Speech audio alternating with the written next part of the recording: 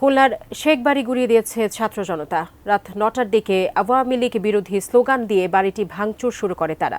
এ বিষয়ে বিস্তারিত জানাতে খুলনার শেখ বাড়ির সামনে থেকে সরাসরি যুক্ত হচ্ছেন খুলনা বিভাগীয় প্রতিনিধি মোহাম্মদ অসীম। অসীম, কি অবস্থা সেখানে এই মুহূর্তে? ভাঙচুর হামলার কি পরিস্থিতি দেখতে পাচ্ছেন?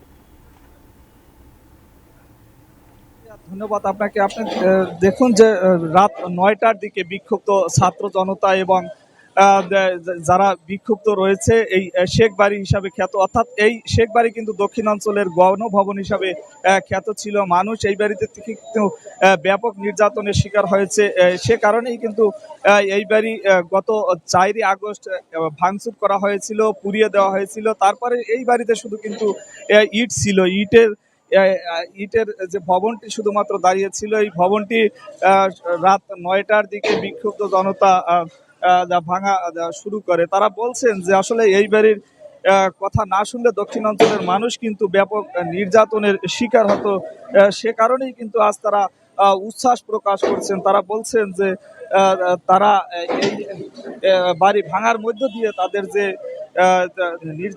সেই নির্যাতনের চিহ্ন কিন্তু তারা মুছে ফেলতে চায়।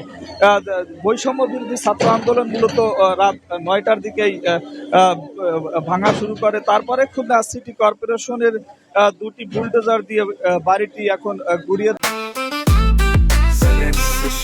জেনেক্সে শিফট করো, লাইফকে লিফট করো দেওয়া হচ্ছে। আপনি দেখতেই পাচ্ছেন বাড়ির প্রায় ৬০ থেকে ৭০% ইতিমধ্যেই ভাঙা শেষ হয়ে গেছে। তারা কিন্তু যারা এখানে বিক্ষুব্ধ জনতা রয়েছে তারা কিন্তু বিভিন্ন সময় শেখ হাসিনা, আওয়ামী লীগ, যুবলীগ, ছাত্র লীগের বিরুদ্ধে বিভিন্ন ধরনের স্লোগান দিচ্ছে।